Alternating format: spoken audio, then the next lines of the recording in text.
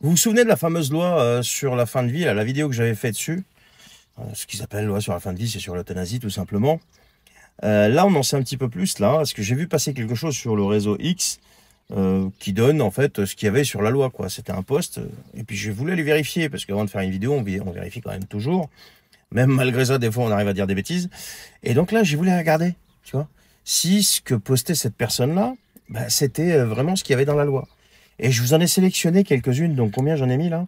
J'en ai mis, je crois, une dizaine. Ouais, une dizaine. Une dizaine de clauses, je sais pas comment on appelle ça, qu'il y a dans cette loi fin de vie. Alors j'espère que vous êtes bien assis, parce que si vous n'êtes pas assis, asseyez-vous, hein.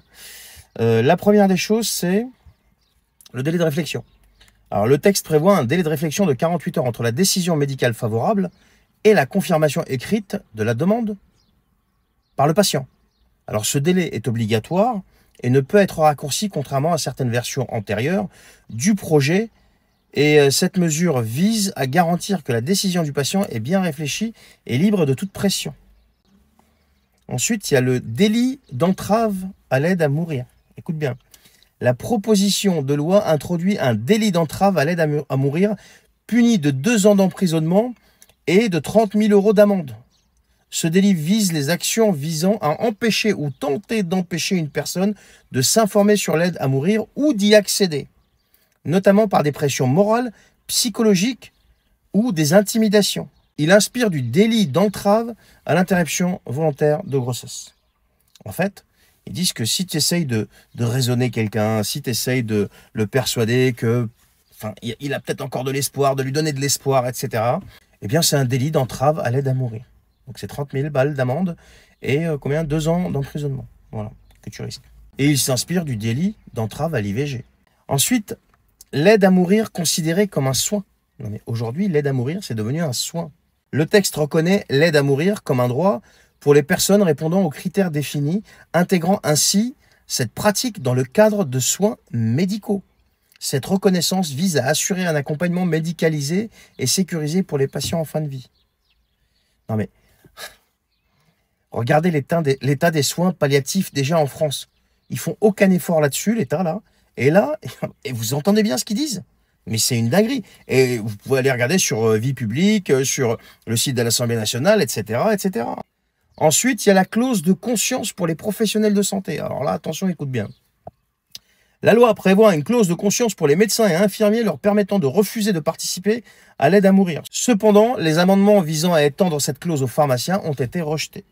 Ainsi, les médecins et infirmiers peuvent refuser de participer, mais les pharmaciens ne bénéficient pas de cette possibilité. Le personnel de santé peut refuser. Alors, modalité de la demande d'aide à mourir. La demande d'aide à mourir doit être formulée par écrit ou tout autre mode d'expression adapté aux capacités de la personne. Une simple demande orale n'est pas suffisante. Cette exigence vise à garantir la traçabilité et la vérifiabilité de la volonté du patient. Ensuite, procédure collégiale d'examen de la demande. La décision d'accorder l'aide à mourir est prise par le médecin après consultation d'un collège composé d'au moins 2 médecins et d'un soignant. Et bien que la décision finale revienne au médecin, cette procédure collégiale vise à garantir une évaluation approfondie et partagée de la situation du patient. Lieu autorisé pour l'administration de l'aide à mourir. L'administration de la substance létale peut avoir lieu à domicile, en EHPAD, à l'hôpital ou dans tout autre lieu privé à l'exception des espaces publics. Cette disposition vise à respecter le choix du patient tout en assurant la dignité et la sécurité de l'acte. Ensuite, décision médicale et collégialité. Bien que la décision finale d'accorder l'aide à mourir revienne au médecin, elle doit être précédée d'une consultation collégiale avec au moins 2 médecins et un soignant.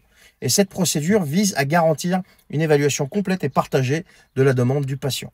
Ensuite, contrôle post-mortem. Une commission de contrôle est chargée d'évaluer les procédures d'aide à mourir après leur réalisation. Cette commission peut saisir le procureur de la République en cas d'irrégularité.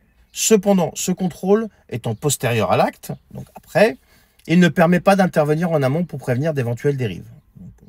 Bref, c'est du blabla. Recours pour les proches. Le droit de recours contre une décision d'accorder ou de refuser l'aide à mourir est limité. Seules les personnes sous mesure de protection juridique, donc tutelle ou curatelle, peuvent former un recours dans un délai de 2 jours.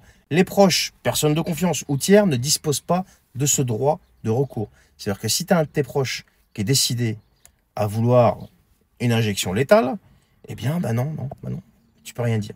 Et si tu essaies de le persuader, tu es passible d'amende et de prison. Donc je sais pas ce que vous en pensez, franchement. Vous pouvez aller vérifier toutes ces informations, elles sont vérifiables partout. Moi, je pense que cette histoire-là, c'est ni plus ni moins qu'un espèce de moyen pour en venir à bout des plus faibles. Comme j'ai déjà dit dans ma vidéo précédente là-dessus, déguisé en bien, en dignité, ou je sais pas quoi et je sais pas quoi. J'ai vu des vidéos, et j'en ai diffusé une, d'un jeune homme qui réclame, qui crie son envie de vivre. Et t'as à côté de ça des pouvoirs publics, au lieu d'axer toute leur énergie sur les soins, toute leur énergie par exemple aussi sur les soins palliatifs pour les gens qui malheureusement qui sont condamnés, eh bien non, qu'est-ce qu'ils font eux? Ils sortent des conneries pareilles. Non mais c'est un truc de fou. Vous voyez l'état de l'hôpital en France? L'état de l'hôpital en France est pitoyable. Non mais attendez, on est incapable d'assurer par exemple les soins palliatifs sur tout le territoire. Digne de ce nom je parle. On est incapable dans certains hôpitaux d'avoir une unité d'imagerie ouverte le week-end. En cas d'urgence, je vous le dis, pour ceux qui me suivent, ils le savent, mon propre père avait besoin d'un IRM cérébral d'urgence.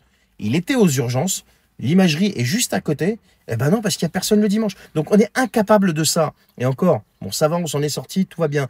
Mais on est incapable de fournir ces services élémentaires en France. Mais pendant qu'on est incapable d'assurer des soins dignes de ce nom, dans le pays le plus taxé au monde, on n'est pas dans un pays en voie de développement, on est quand même dans un pays qui te prend quand même 47% du PIB en prélèvement obligatoire, sans parler du reste.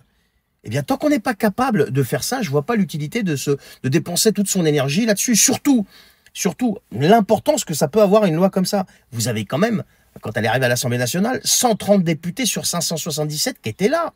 Mais c'est une honte nationale. C'est une honte nationale. C'est dire combien ces gens-là accordent d'importance à la vie humaine. Et après, ils viennent vous parler de dignité, ces gens-là.